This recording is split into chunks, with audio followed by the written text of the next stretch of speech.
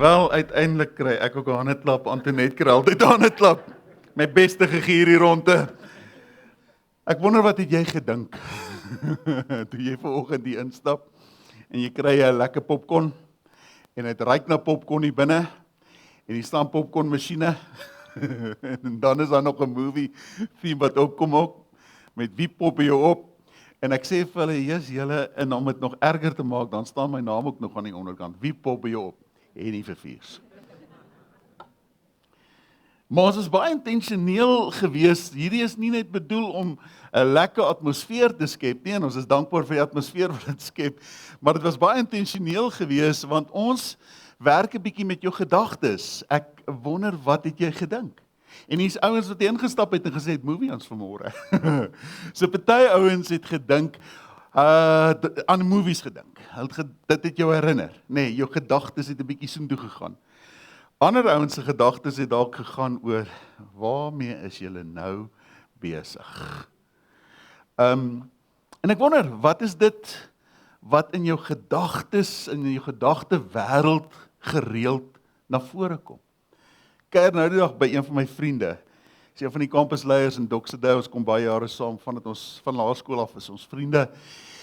En ek en Johan staan buite en wat was dit gewees toe die twee sterre so naby mekaar was, die maan en wat 'n ster was nog? Was dit Venus? Planeet Venus. Dit's lekker naby aan die maan gewees. En Johan sê, "Kyk, ek wil jou iets wys." En hy vat sy foon en hy het so 'n toep. En hy druk hom so na die lig toe en dit is incredible wat hierdie app kan doen, want hy wys vir jou al die name van die planete en die verskillende sterrestelsels en die lyne wat hulle vorm. Dis ongelooflik. Nou weet ek met artificial intelligence, kunsmatige intelligensie, is soveel dinge moontlik geraak en toepassings wat ons het, soveel moontlik geraak. Nee, ek bedoel, ouens wat lief is vir die natuur, het 'n ding wat hulle vat hulle toepassing en dan druk hulle net so na 'n boom toe en dan sê hulle, hierdie boom is hierdie tipe boom, hy groei daar op sy beste. Hy's omtrent so oud as ons nou sien op die toepassing. Ons reken hy so oud. It's amazing. Dis incredible. Ouens wat voëlliefhebbers is. Jy kan tot nou kyk wat se voël vlieg waar rond en jy het my vertel van die vliegtye. Jy kan 'n vliegtyg scan en dan sê vir jou waarheen is daai vliegtyg op pad. Van waar kom hy? Van waarheen toe gaan hy? It's amazing. Ek het nou nie persoonlike kennis hiervan nie, maar ek hoor maar net, daar's ook 'n app wat jy jou 'n bottel wyn kan scan. Nie dat ek nou persoonlik sal weet nie. En hy sê vir jou, waar is hierdie wyn verbou en wat is die kwaliteit van die wyn? Is amazing. En ek het net gewonder, hoe sal dit werk as 'n mens 'n toepassing gehad het, 'n app gehad het, en jy kon iemand se denke geskandeer het. Ja, en jy kon gekyk het. Wat is dit wat die laaste maand, hy maak dit so hier by my, was dit wat die laaste maand in hulle koppe aangegaan het, miskien die laaste 6 maande, imagine ons kon dit doen, hè? Wat is dit wat jou gedagtes oorweldig het, wat was die oorheersende tema van gedagtes gewees, in jou hart, en in jou denke, en is wat ons gedagtes is so bepalend. En ek dink seisoen bepaal ons gedagtes, doen dit nie. Waar is die koppel wat gaan trou? Ek trou al een van die dae. Waar is julle? My maggies wys, daar is hulle. Ekskuus, ek sien julle nie. So, een van die dae. Okay, dis nou nie die koppel wat langs mekaar sit nie, dis skoonpa. Of 'n pa en seun, nie skoonpa nie, pa en seun. Okay, so een van die dae trou hulle. En as jy in daai seisoen is, nee, dan's daar vlinders en jy dink aan daai seisoen en jy dink, man, dit gaan great wees. Sterkte vir jou.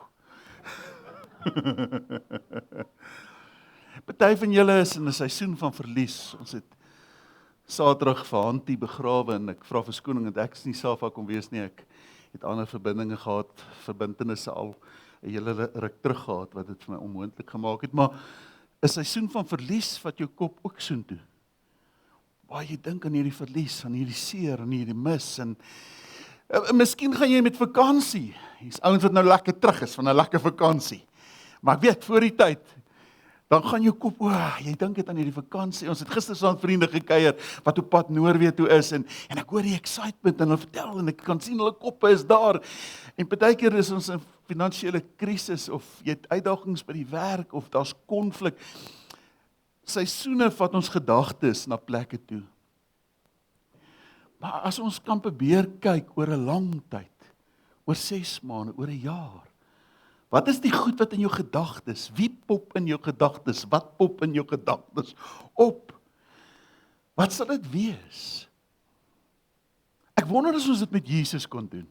Sê nou ons kon Jesus se gedagtes vasgevang het en gekyk het waarna kyk, waaroor dink hy? Wat is gedurig deur in sy gedagtes? Ek dink dit sal tog iets belangrik wees, nee, as ons kon dink soos wat Jesus dink. Die Bybel praat daarvan that we would have the mind of Christ. En as ons kan dink soos hy kan dink. Karel, jy het vanmôre so mooi gesing, Here, maak my hart se oë oop. Ek wil u sien, ek wil dink soos wat u dink. Dit wat vir u belangrik is, laat dit vir my belangrik word. Dankie Brandon, jy skitterend, net dit kom saamvat om te sê, wat is belangrik? Wat moet regtig in ons gedagtes wees? Nou ek dink wanneer dit by Jesus kom, was daar 'n klomp goed wat belangrik was in sy gedagtes. En ons het waarskynlik nie tyd om by alles stil te staan nie, maar gelukkig het ons daarom gesien, want Jesus, alles wat hy gepraat en gedoen het, het ouens gaan neerskryf. En ons kry 'n goeie idee wat vir Jesus wat in sy gedagtes aangegaan het en wat vir hom belangrik was. En een van die goed, van al die goed wat belangrik kon wees, was daar een ding wat jy elke keer by Jesus sien en dit was mense. Mense het altyd in sy gedagtes opgekom. Mense was vir Jesus verskriklik belangrik. Inteendeel, in die openingswoorde van die Bybel, dan sê hy al, en God het die mens gemaak, na sy beeld, na sy gelykenis, het hy hulle gemaak om te heers oor die vis in die see, die voëls in die lug, die makdiere, die wilde diere, en al die diere wat op die aarde kruip. God het die mens gemaak, man en vrou, die kroon van sy skepping. So van die begin af was mense al 'n verskriklike belangrike fokus gewees, maar toe Jesus hier op aarde kom wandel het, het jy gesien dat hierdie fokus het 'n groot realiteit in Jesus se lewe geword. Teendeel, op 'n stadium toe kies Jesus sy disippels. Nou stap hy en hier's 'n klompie ouens wat besig is om vis te vang. Hulle is vissermanne en Jesus stap na hulle toe en hy sê vir hulle, ek wil julle denke verander. Hierdie stadium dink julle vis. Ek wil hê julle moet vissers van mense begin dink. Ek wil julle harte en julle gedagtes skuif. Ek wil dit so skuif in so mate dat jy jou lewe daarvoor sal gee, dat jou denke so gevul sal word met dit wat vir my belangrik is. Mense. Nou as jy jou Bybel by jou het, gaan ons 'n bietjie randomly met die skrifte vanmôre werk. Dankie dat jy jou Bybel bring. En ons gaan vanmôre, die eerste een is Markus 6. Markus 6 vers 34 en ons gaan so 'n bietjie rondspring vanmôre in die Bybel, maar as jy saam met my wil blaai. Hy sê en Jesus het uitgegaan en 'n groot menigte gesien. Jesus het uitgegaan en hy sien 'n groot klomp mense. En die oomblik toe Jesus die mense sien, toe gebeur daar iets in sy hart. Daar's 'n emosie wat saam met dit gaan, want weer eens, dit sê vir jou hoe belangrik mense vir Jesus was. Hy sê groot menigte gesien en innig jammer vir hulle gevoel. Omdat hulle so skape sonder 'n herder was en hy het hulle baie dinge begin leer. Selfs in die moeilikste dag van Jesus se lewe op aarde, dit moes 'n verskriklik, ons praat vandag van 'n goeie Vrydag, en dit is 'n goeie Vrydag, dit het die geskiedenis van die mensdom geheel en al verander. Maar daai Vrydag was nie goed nie. Dit was 'n wreedaardige Vrydag. Dit was 'n rowwe Vrydag. Dit was die moeilikste dag in 'n mens se lewe wat jy kon gehad het as jy in Jesus se skoene was. Dis waar hy die sonde van die wêreld, die skande, die smarte, die siekte van die wêreld op hom geneem het.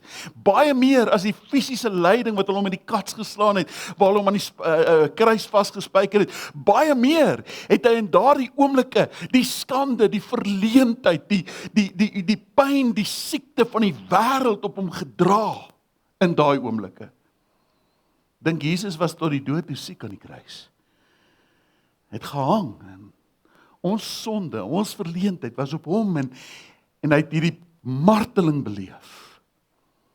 Selfs in die moeilikste oomblik. Johannes, kyk na my ma. Maak seker dit gaan goed met my ma.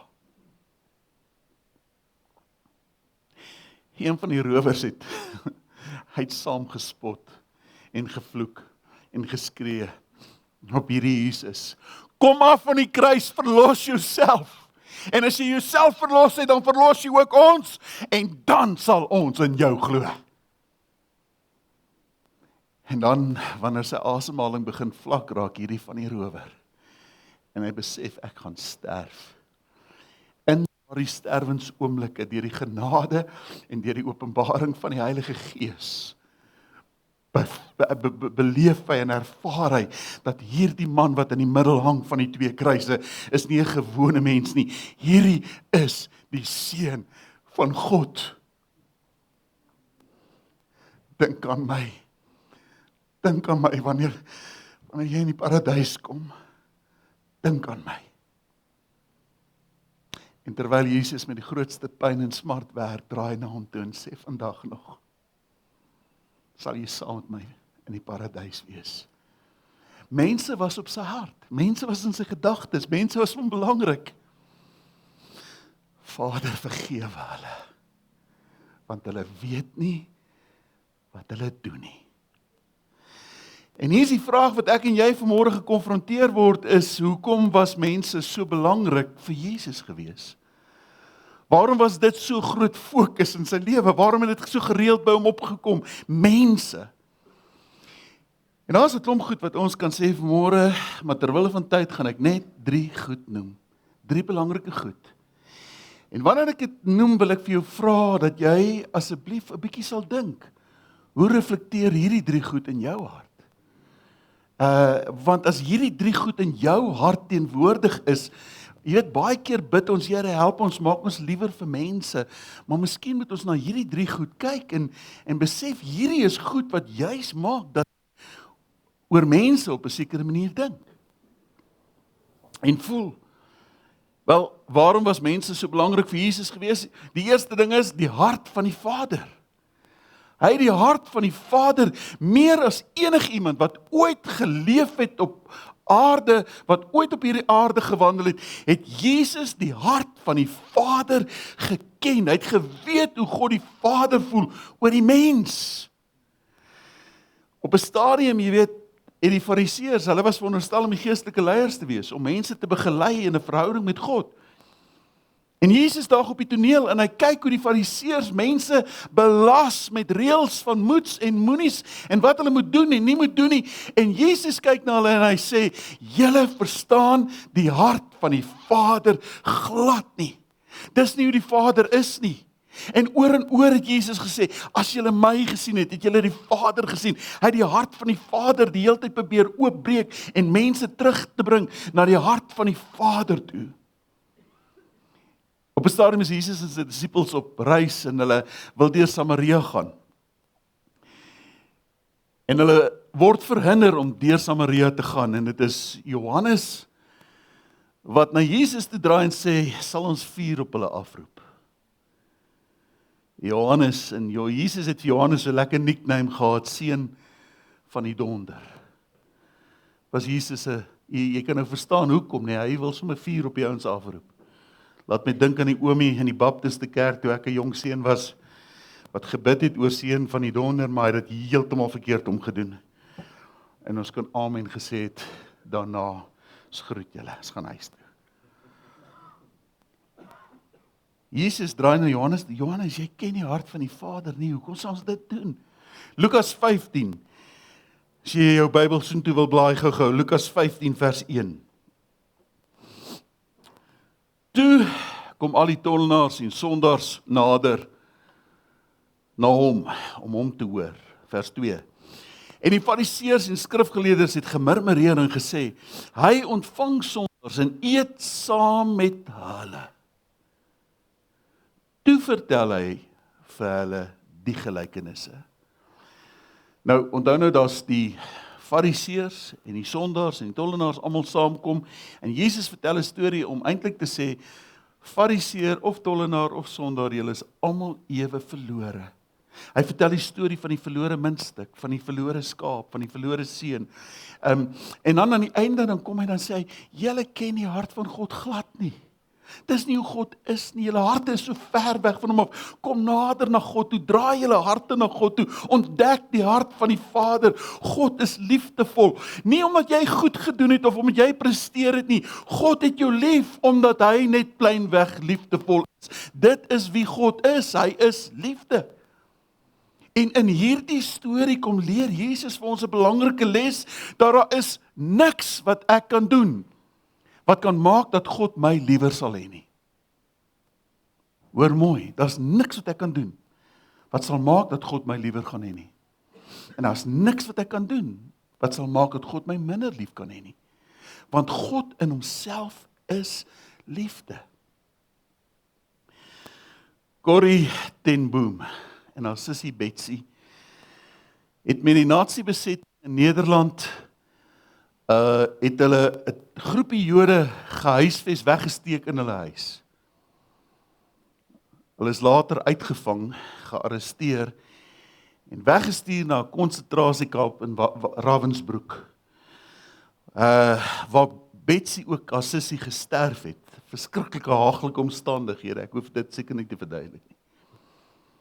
En jare later in 1947 is Corrie in 'n kerk in München besig om te praat oor vergifnis.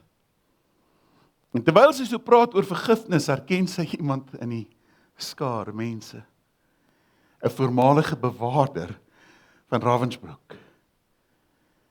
En na die tyd kom hy na haar toe gestap en vra, sal jy my vergewe?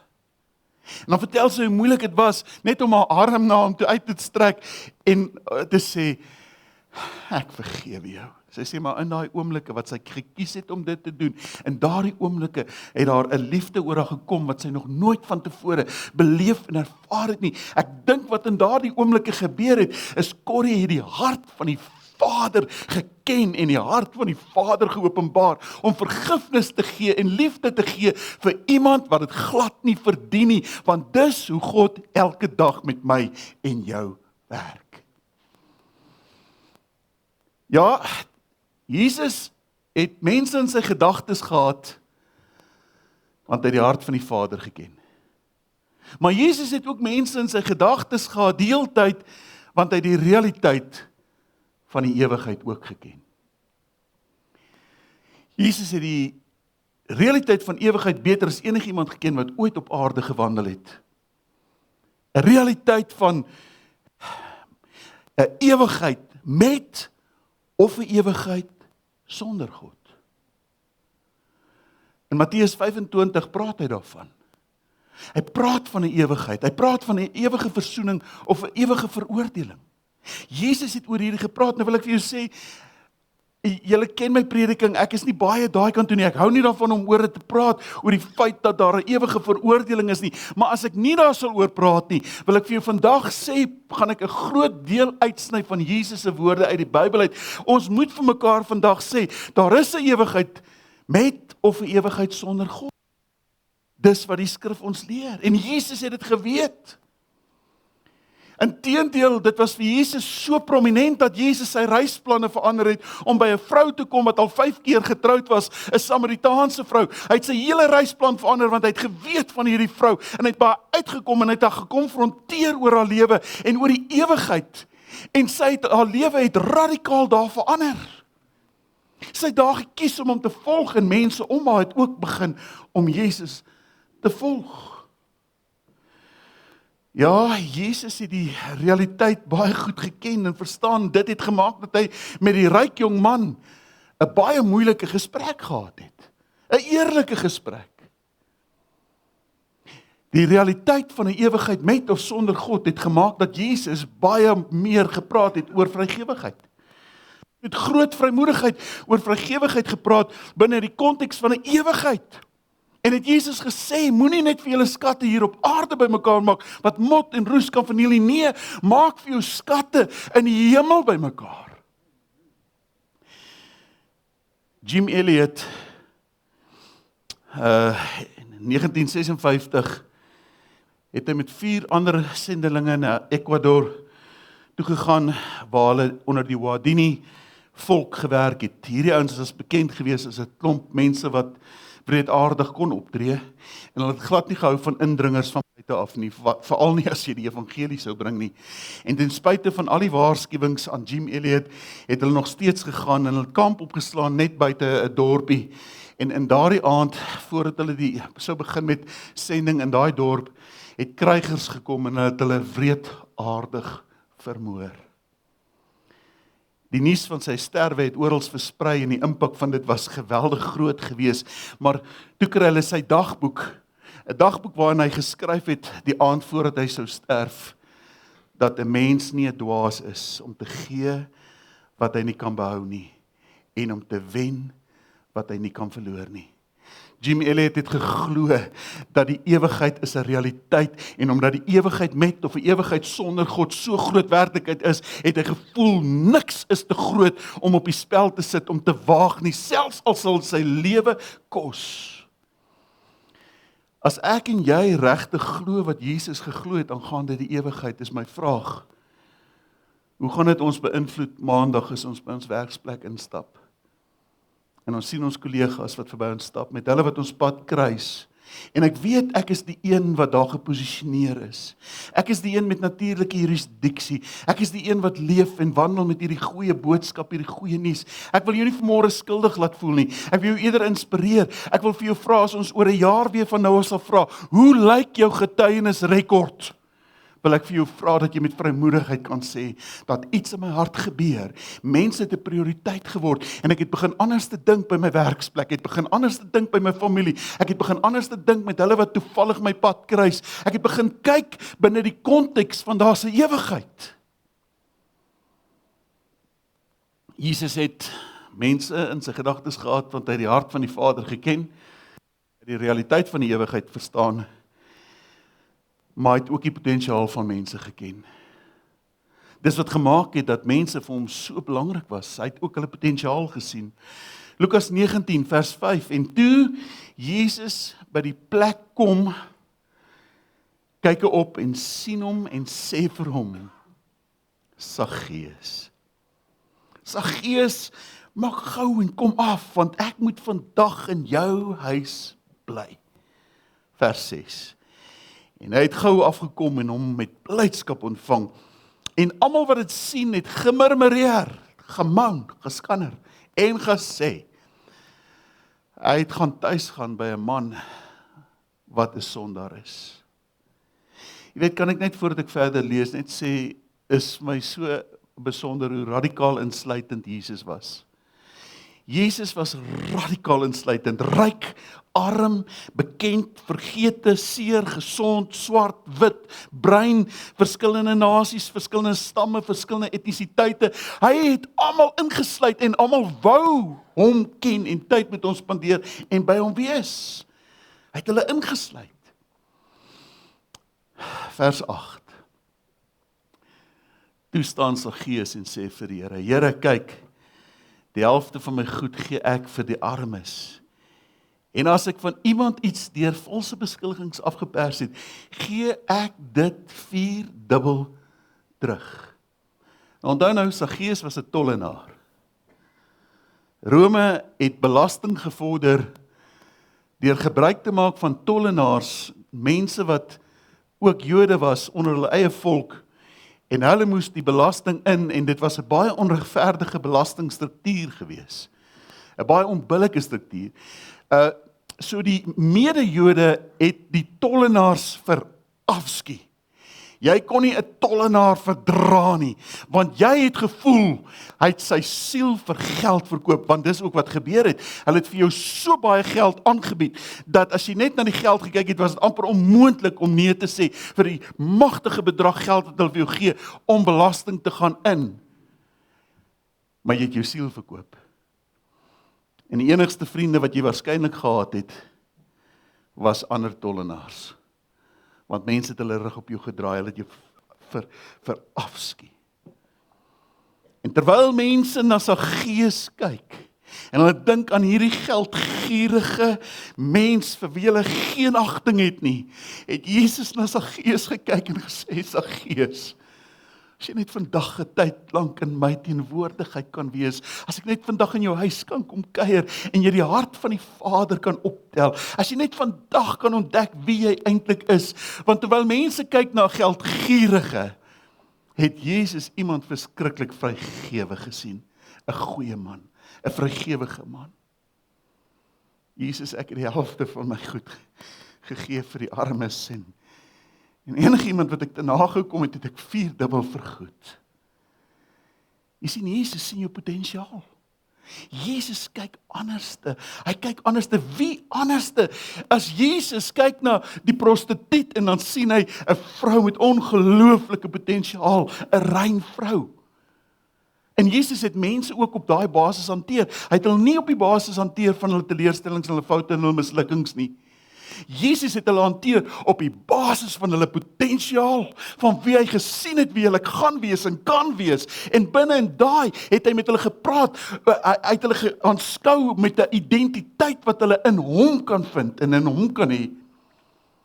Geen wonder, die mees onheiligste mense, wat van God en gebod niks geweet het nie, rowwe mense, wou by Jesus wees.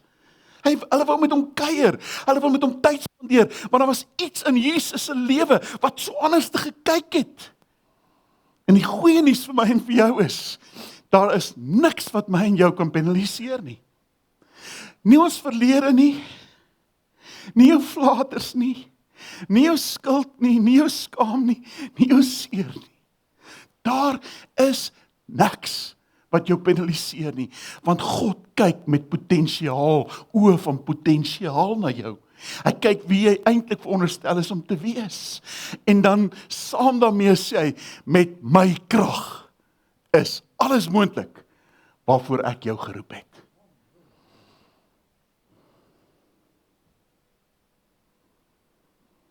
Moenie dit onderskat vanmôre.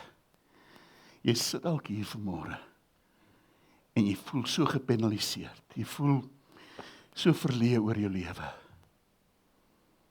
God kyk met ander oë. Met oë wat potensiaal soek. Met oë wat jou identiteit in Christus soek. En daar's niks wat jou kom weghou van dit wat God nog met jou lewe wil doen vir die pad vorentoe nie.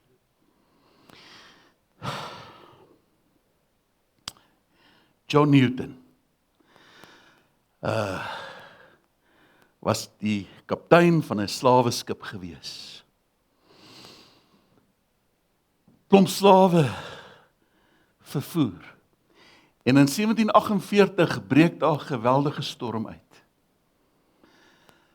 En so mate dat John Newton besef hy gaan sterf. En dan roep hy uit, o God, red my.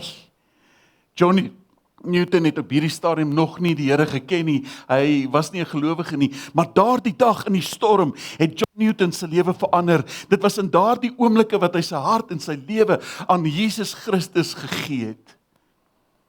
Die interessante deel is, John Newton se lewe het nie dadelik so verander nie, hy was nog steeds die kaptein van 'n slaweskip vir lank. Maar soos wat John Newton 'n pad met God begin stap het en hy homself begin sien het, soos wat hy na Christus gekyk het, sy werklike identiteit en Christus se identiteit in hom begin vormneem het, soos wat genade gekom het en hom begin ontvorm het, het hy die sterkste stem geword teen slawerny. Hy het 'n prediker geword en hy het opgestaan gedurig deur vir die vryheid van mense.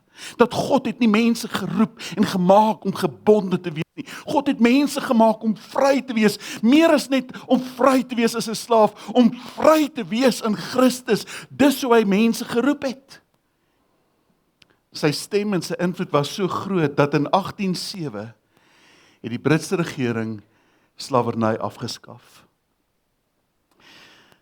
Terwyl mense na John Newton gekyk het, met oë wat sê, jy is die kaptein van 'n slaweskip, het God na John Newton gekyk met oë wat sê, jy's myne. Jy's myne. En ek sien die potensiaal waarmee ek jou gemaak het. En daar's 'n klomp goed in jou verlede, wat jy dink jou diskwalifiseer. Daar is niks wat jou diskwalifiseer nie. Ek het jou geroep. Ek het jou geroep om 'n verskil te maak. John Newton het die mooiste, bekendste, geestelike lied geskryf. 'n Lied wat reg oor die wêreld gesing word. Amazing Grace. How sweet. How sweet. The sound. Jy sien, wanneer jou hart, God se hartklop optel vir jou, kan jy nie anderste om gevul te wees met die bewustheid van Amazing Grace. Amazing Grace. So mag jy vandag, mag jy al hoe meer mense in jou gedagtes hê. Mag mense vir jou belangrik word, maar mag dit vir jou belangrik word, omdat jy die hart van die Vader beter verstaan. Mag dit vir jou belangriker word, mense, omdat jy regtig ook gekonfronteer word met die realiteit van ewigheid. Ons is nie bestem om vir altyd hier te wees nie. Daar's 'n ewigheidsimplikasie. En mag jy, wanneer jy met mense werk, die potensiaal sien wat God sien. Mag dit so jou hart verander teenoor mense. Want jy kyk verby hulle, selfs hulle wat klaar tot 'n kunsvorm vermaak het, kyk jy verby hulle. Jy sien die potensiaal van God in hulle lewe. En op die basis van dit, Here, gee my hart 'n passie. Mag ons nie uitstel om 'n hart vir mense te kry nie, want môre mag dalk te laat wees. Ek wil jou nooi om saam met my te staan en ek gaan afsluit met 'n gebed.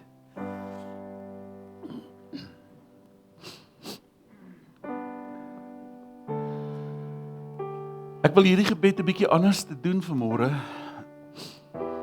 Ek wil jou eintlik uitstuur vanmôre met 'n gebed. Ek weet nie wat maandag in jou lewe gebeur nie. Ek weet nie waar jy Dinsdag gaan wees nie, maar dink gou 'n bietjie, waar gaan jy Maandag wees? Waar gaan jy Dinsdag wees? Dink gou 'n bietjie oor jou week. Wie is die mense wat jou pad langs gaan kom, gaan kruis? En as jy vanmôre hier staan en sê, ek is 'n kandidaat, Here, gebruik my. Wil ek jou vra as jy vrymoedigheid het terwyl ek bid, as teken daarvan dat jy net jou hand sal opsteek en sal sê, stuur my ook, Here. Ek is bereid. Ek is 'n kandidaat. Kom ons bid saam. Here, ons staan voor U. Here, ons gedagtes kan so maklik vasgevang word in ons eie seisoene. So maklik in ons eie seisoene die grootste fokus word. Maar help ons dat ons oë van ons harte oopgemaak sal word en dat ons die seisoen sal sien wat U wil hê ons moet in wees. Dat dit wat vir U belangrik is, dat dit ook vir ons belangrik is. Voor my staan 'n groepering van mense en ek bid, Here, dat U hulle sal stuur. Dat U hulle sal stuur, dat U hulle sal gebruik in hulle werksplek, in hulle vriendegroep. Dankie dat bediening begin wanneer ons by hierdie deure uitstap. Dankie dat ons ietsie van bediening vanmôre kon beleef het, maar werklike bediening begin Maandag as ek by my werk instap, as ek by my kantoor instap, as ek by my vriende instap. Dis waar bediening gebeur, Here. Help ons om te kyk soos wat U kyk. En ons stuur vanmôre mense uit met die genade van Jesus Christus, die liefde van Jesus Christus, die gemeenskap van die Heilige Gees, die nabyheid, die teenwoordigheid, die inwonende krag van die Heilige Gees. En ons dankie in Jesus naam. Amen. Amen. Jy is welkom om jou stoel weer te neem.